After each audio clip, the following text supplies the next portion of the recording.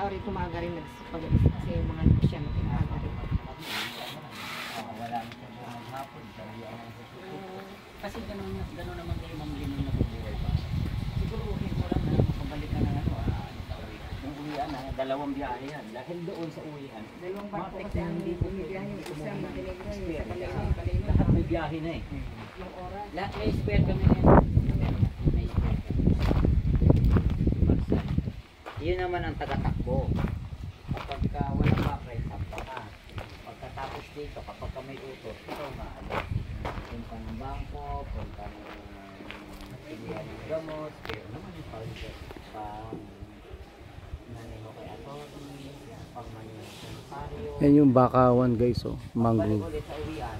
Tapos kung makikita ninyo yung yan dapat tubig yan eh. Kaso ngayon nga mainit kaya walang dumaloy na tubig dyan, no? Lawa na yan. So nandito kami sa San Jose Occidental, Mindoro, no?